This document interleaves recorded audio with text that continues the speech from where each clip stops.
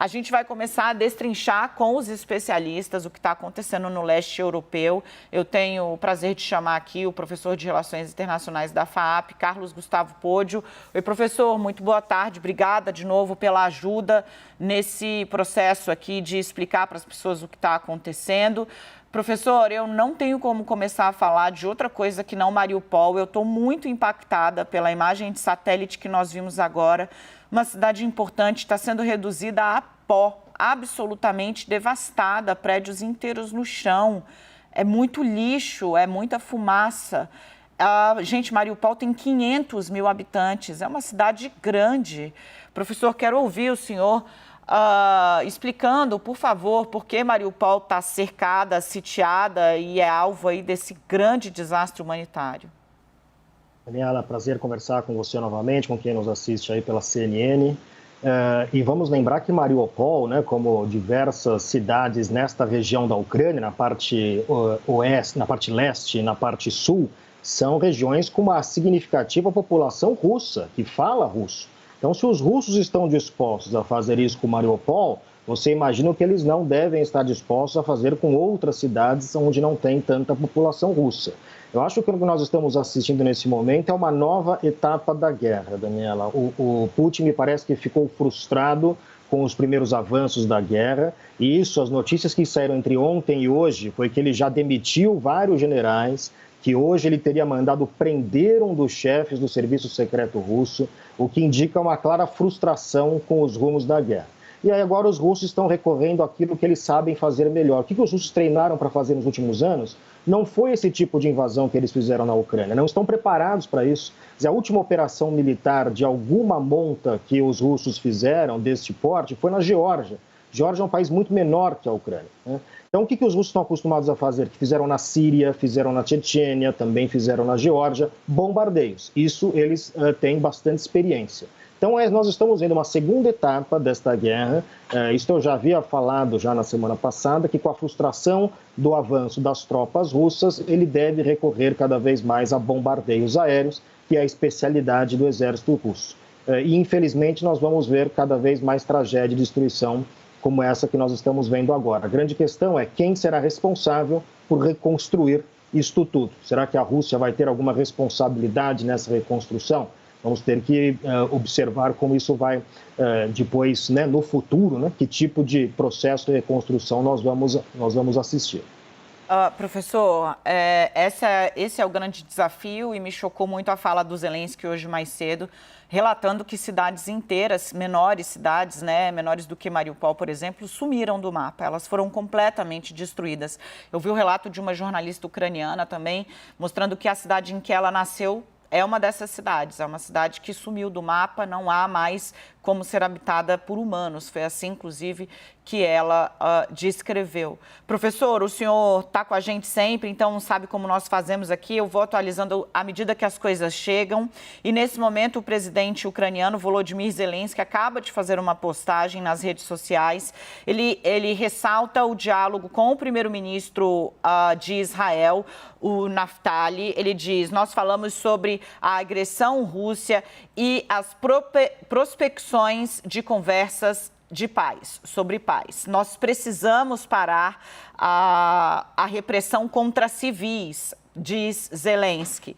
Eu pedi assistência na situação de Melitopol e também de figuras públicas que estão sendo ameaçadas pelos russos. Se você entender, para você entender ali do que ele está falando do prefeito de Melitopol. Nós relatamos ontem que o prefeito foi preso por separatistas, tá, dessas duas regiões, Donetsk e Lugansk. Ele foi preso por esses separatistas russos, o prefeito eleito, sob alegação de terrorismo, o prefeito. E esses dois grupos planejam acusá-lo de terrorismo, o prefeito de Melitopol. Para ser julgado em que corte, eu não sei, porque né, essas repúblicas separatistas elas só existem para o Putin e para os próprios separatistas que estão empreendendo a guerra ao lado do autocrata russo. Então, Zelensky acaba de dizer que pediu ajuda para Israel para parar as agressões aos civis, que por mais que Putin diga que não, você está vendo o que está acontecendo. E também para tentar dar um fim nessa situação bizarra de um prefeito eleito ter sido preso por paramilitares para ser julgado, acusado de terrorismo, sabe-se lá em que corte, professor? Daniela, esse é um recurso que o Putin já usou diversas vezes, ou seja, sempre que você quer capturar um adversário por qualquer razão política que seja, você acusa de terrorismo, acusa de nazismo, né? Quer dizer, o processo, você precisa necessariamente desumanizar o seu adversário para poder inventar qualquer tipo de alegação. E claro que né, são apenas palavras ao vento para criar algum tipo de justificativa doméstica dentro da Rússia. Na Rússia, o Putin, cada vez mais, e isso agora, após essa guerra, isso se consolidou mais, ele controla a imprensa cada vez menos livre na Rússia. Então tem uma questão narrativa aí que ele tenta falar para o público doméstico. Porém, quando isso vai para nós, público externo, que temos algum grau de liberdade de imprensa, soa sempre um pouco estranho, né? Porque parece que ele vive numa realidade paralela, né? Está acostumado com fake news. O Putin é um homem que não é necessariamente de origem militar, ou seja, não tem experiência no exército, é alguém que tem experiência mais na questão do serviço secreto, da burocracia. Essa é a questão que o Putin tem, razão pela qual talvez isso explique parte de como ele subestimou a Ucrânia nesse processo todo. Está muito claro que ele achou que a guerra seria de uma forma e a guerra se desenvolveu de uma outra forma. Então me parece que a gente está vendo algumas questões que estão recorrendo. Quem acompanha já os russos há algum tempo vê que esse tipo de linguajar, né, de você dizer que o adversário é ou terrorista ou nazista, é um linguajar comum dentro da Rússia quando você quer criminalizar adversários potenciais. Professor, vamos exibir aqui para vocês agora. Olha, a gente trouxe já o conteúdo, mas você vai ler. Esse tweet, como eu disse, ele tem menos de 5 minutos, então aqui na CNN, como sempre, o nosso compromisso é com o fato e o fato o mais rápido possível com quem nos assiste. Você vê aí, a tradução é do próprio Twitter, eu vou aqui dando uma melhoradinha, né? Então, seguimos no diálogo com o primeiro-ministro de Israel, nós conversamos sobre os ataques russos e também sobre as perspectivas de negociações de paz. Segue o presidente ucraniano, nós precisamos parar os ataques a civis e também pedimos ajuda para libertar o prefeito de Melitopol, que foi preso por esses grupos separatistas e outras figuras públicas locais. E aí ele fecha com a hashtag Stop Russia, que é Pare Rússia.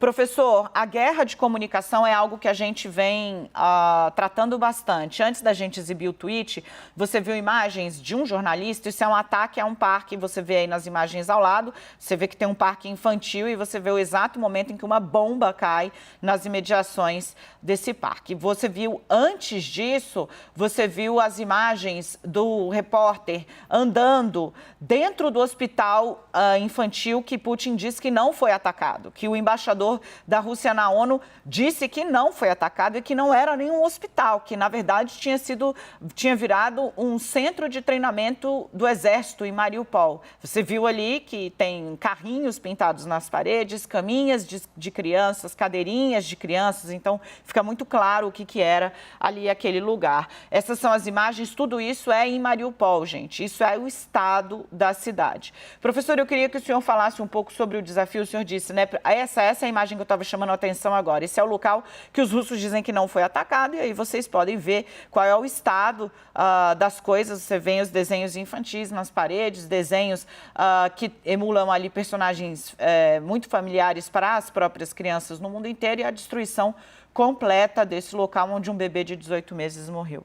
Professor, o que a gente viu mais cedo hoje foi falas da Médicos Sem Fronteiras, da Cruz Vermelha, dizendo que a situação em Mariupol é um verdadeiro desastre e que eles não conseguem nem chegar lá.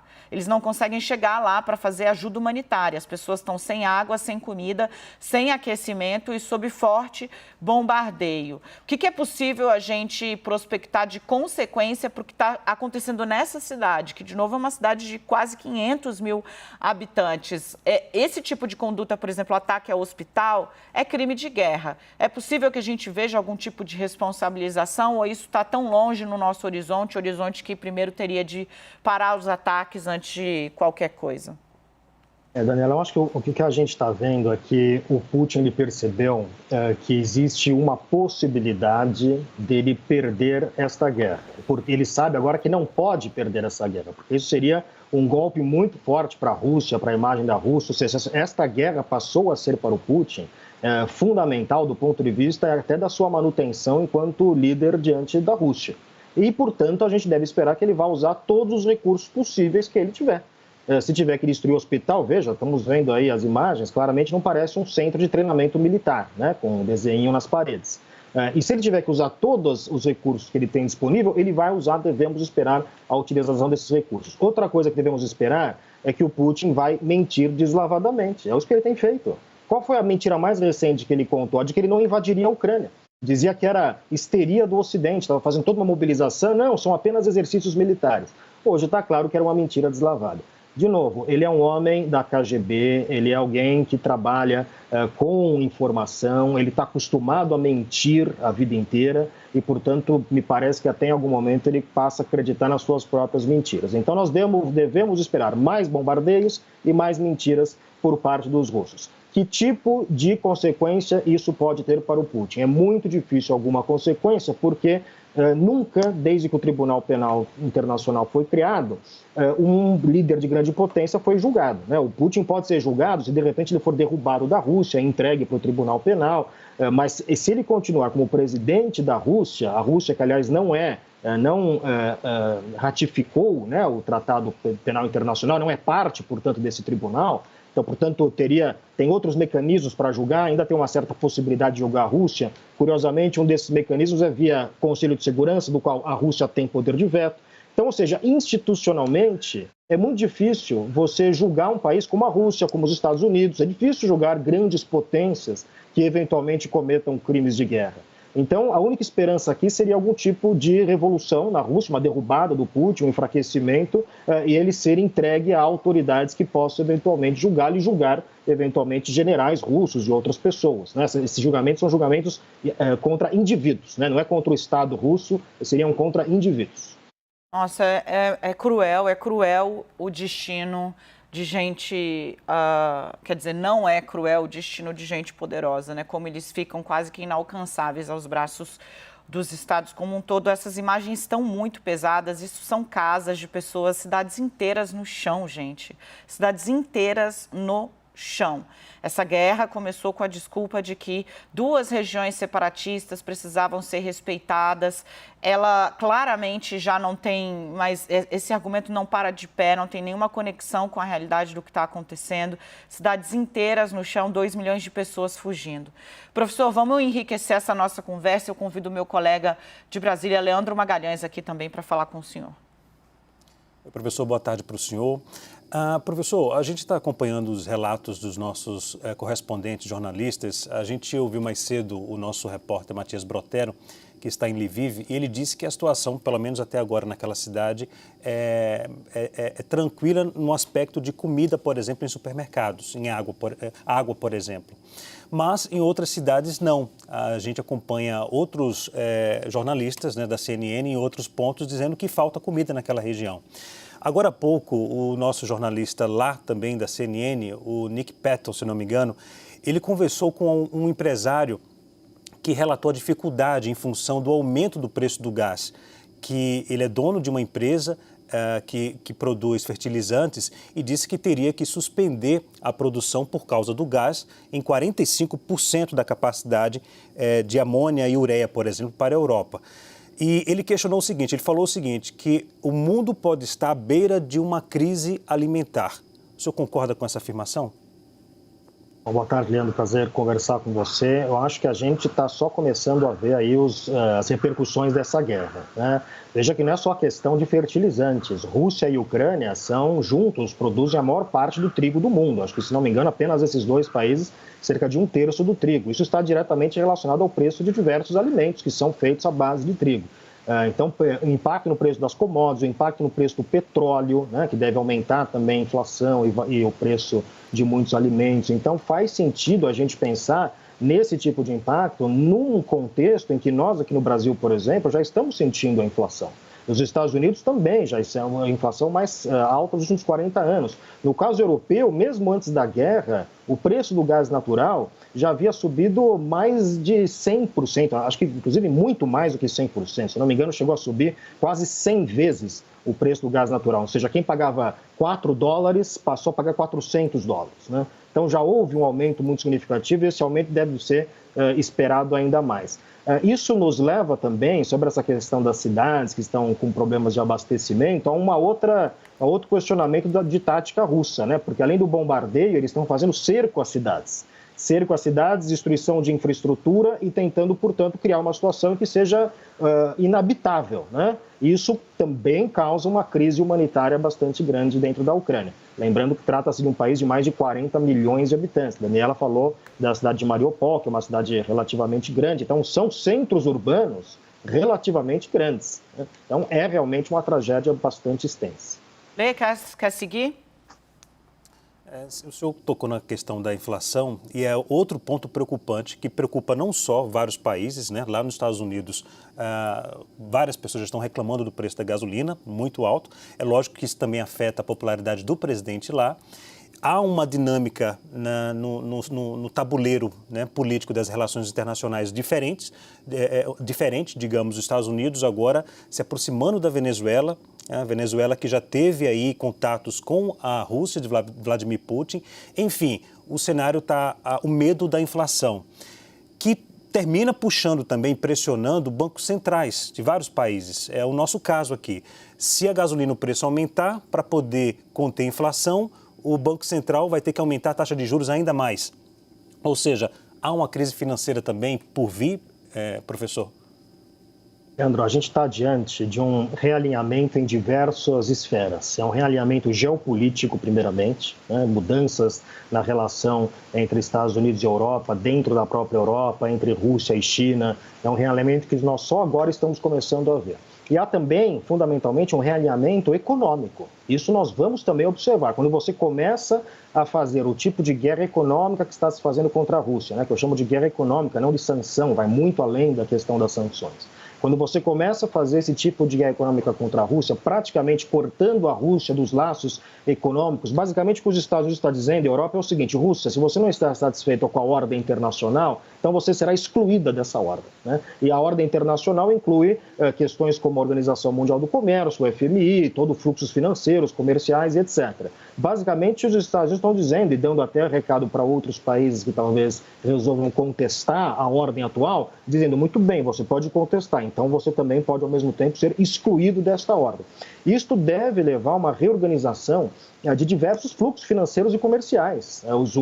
Os europeus vão começar agora a levar a sério a questão de buscar mais independência com relação ao gás russo. Os americanos agora vão olhar com outros olhos para a Venezuela. Nós estamos vendo uma máxima clara aqui das relações internacionais, que países não têm amigos, têm interesses. É assim que funcionam as relações internacionais. E quando muda o contexto da situação, esses interesses também mudam. Então é normal, se a gente olhar a história das relações internacionais numa perspectiva mais ampla, aquele que era aliado numa certa ocasião vira o inimigo em outra ocasião, a depender da mudança nas circunstâncias. Então a gente está olhando, por isso que eu acho que esta guerra, tenho dito que essa guerra ela é um marco importante, não mais apenas pela Ucrânia em si, mas pelas repercussões e consequências que vão durar durante muitas décadas ainda. A gente está diante de um realinhamento no sistema internacional bastante profundo, do qual as consequências financeiras nos bancos centrais, taxa de juros, câmbio, etc., a gente vai começar só a entender mais para frente. Acho que muita gente que fala sobre isso, inclusive, está num terreno um pouco complicado, porque são questões inéditas, né?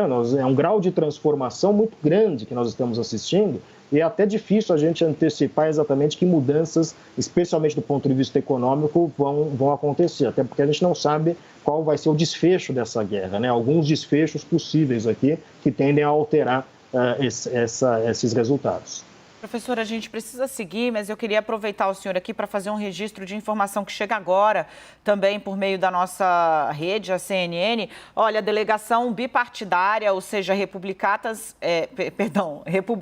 e democratas. Eu juntei o bipartidarismo aqui nessa nova palavra. Republicanos e democratas, então, a delegação bipartidária do parlamento americano acaba de chegar à Polônia. Quem tá lá, né? Os senadores republicanos Rob Portman, do estado de Ohio, Roger Wicker, Mississippi, e também os senadores democratas a Amy Klobuchar, de Minnesota, e Richard Blumenthal, de Connecticut. O que eles foram fazer lá? Eles vão entender como é que está a situação da Polônia, que está recebendo a maioria dos refugiados, né, da Ucrânia. As cidades dobraram de tamanho por conta do volume de refugiados que está chegando ali na Polônia. E também vão visitar tropas americanas que estão ali na região, porque a Polônia, sim, é integrante da OTAN. A ideia, segundo informa a CNN, fontes da CNN no Senado americano dizem que a delegação também vai até a fronteira da Polônia com a Ucrânia. Professor, eu acho interessante a gente explorar isso muito rapidamente. O professor vai voltar aqui, ele sempre está conosco, muito disponível.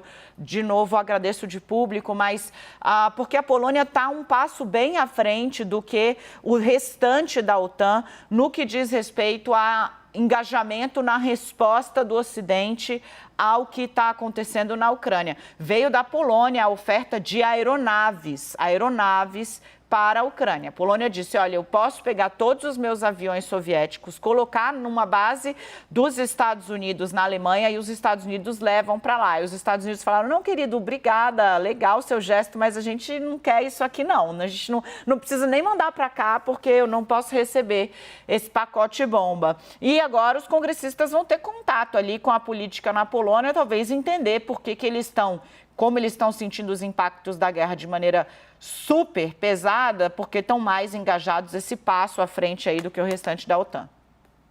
É interessante, Daniela, a gente vê o papel da Polônia e da Hungria, né, que são países governados por presidentes dessa direita populista, né, do qual o presidente Bolsonaro, por exemplo, tem grande admiração, né, e estão sendo os países que têm sido colocados mais fortemente contra a Rússia. Por quê? São países que têm experiências muito ruins com a Rússia, foram invadidos, né? No caso da Polônia, inclusive historicamente, no século XVIII, a Polônia deixa de existir, ela só volta a existir após a Primeira Guerra Mundial, muito graças ao presidente norte-americano Woodrow Wilson. Era um dos chamados 14 pontos do Wilson, um deles era a recriação da Polônia. Então tem essa questão histórica relevante. São países que pressionaram muito para entrar na OTAN, né? A gente, quando fala de expansão da OTAN, a gente precisa olhar também a pressão que foi feita de países do leste europeu para entrar na OTAN, porque são muito desconfiados com relação à Rússia. Então, acho que isso indica aí um fortalecimento deste flanco oriental da OTAN, desses países do leste europeu, que devem se fortalecer ainda mais. Portanto, a conclusão é que o Vladimir Putin, ao final dessa guerra, ele vai acabar menos seguro do que ele começou.